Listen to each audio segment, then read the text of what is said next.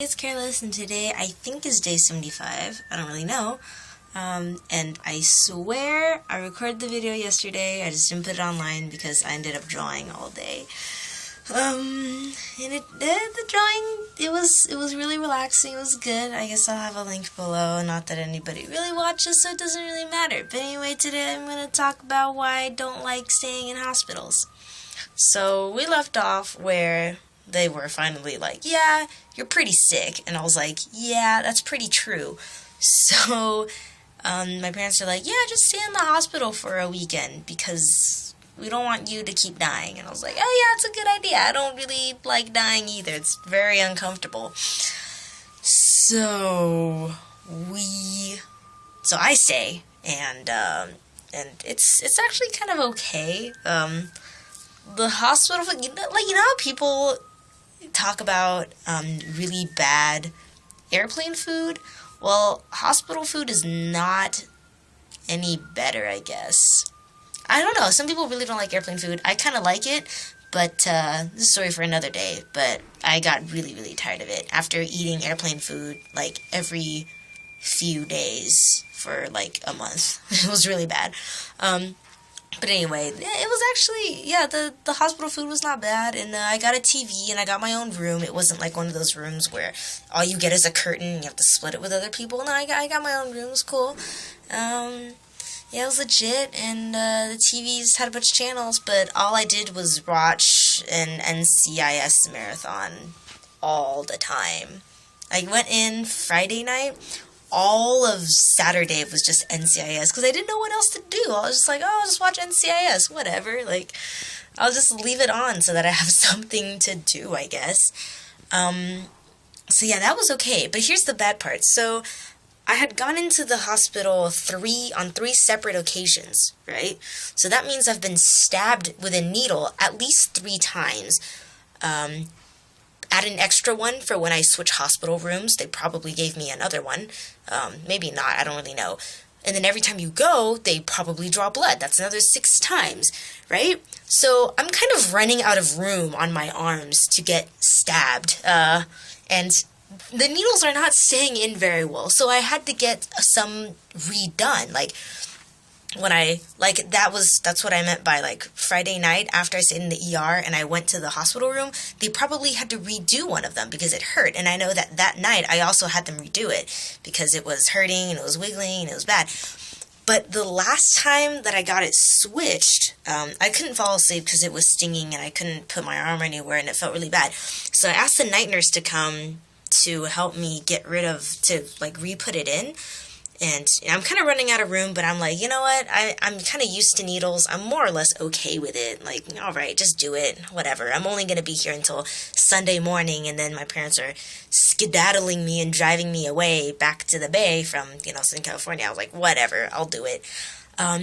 Except I don't know. I'm trying really hard to be nice to her. I mean, at the time I was nice to her, but now that I think about it, I'm trying really hard to sort of not just straight out call her stupid because it's like in my arm, it's like here, like halfway in my arm, I would point, but I don't have an extra finger. So it's somewhere here, right? So she's going to take it out. So you know how there's tape that tapes the IV thing, the needle on your arm, so when you move your arm, the needle doesn't fly out and, stab somebody in the eye. So when she rips off the tape, she doesn't hold on to the needle tight enough. And when she rips out the tape, the entire needle gets taken out of my arm. It's 2 a.m. I'm half asleep.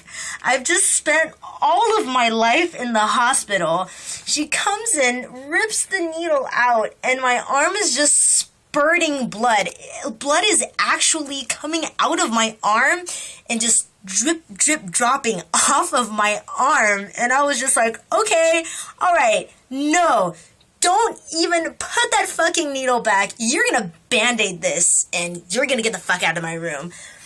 I didn't say that, but I really wanted to. I was like, no, she bandaged it up and stuff, and she was about to give me, put it somewhere else. And I was like, can I just take a break, and she's like, all right, I'll come back in an hour, but you'll have to finish up your dose of medicine, whatever, because that's what the doctor said. And I was like, right, okay, yeah, right, that's a thing. Okay, sure.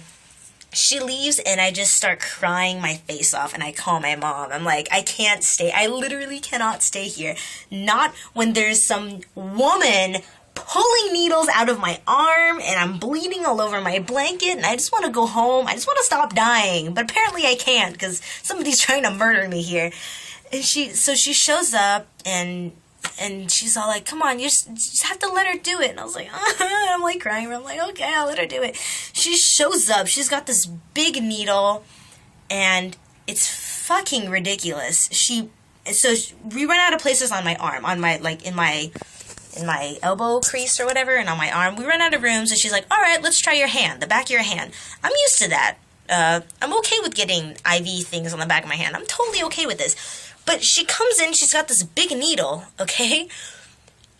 I'm already in tears because I'm, like, freaking out over my arm. And she puts the needle in my hand, and when you put the needle in, you have to sort of, like, you sort of run the IV in a sense. Like, the IV liquid, you, like, squirt it out, and then you roll it back, and you squirt it out, you roll it back to make sure that the tube is... that your needle's working, and that your veins are working, and that everything's fine, right? You're supposed to do that. So she stabs this needle in my hand, and then she does it. And you know what happens? She doesn't fucking put it in right. And instead, my hand, my vein just swells up because there's liquid in here, and it's not going anywhere. So it's like... and I'm just like, I literally can't do this. I just burst out in tears even more. She pulls it out, she puts a Band-Aid on it, whatever. I'm just like, I literally can't do this. All I want to do is go home and die in peace without somebody trying to kill me. But eventually, they calm me down, and they're like, all right, we'll use a smaller needle. So she uses a smaller needle, and this time it finally works.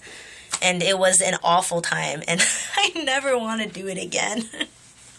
So that's why I really don't like hospitals. It's not even the fact that hospitals are bad. It's just the fact that, you know... sometimes you just get really tired of needles. I'm not even needle phobic. I'm very okay with needles. I'm totally used to them. I don't care. But that, I care a lot. Anyway, so that's why I really don't like hospitals. And today's video is extra long because yesterday's is going online late. Right.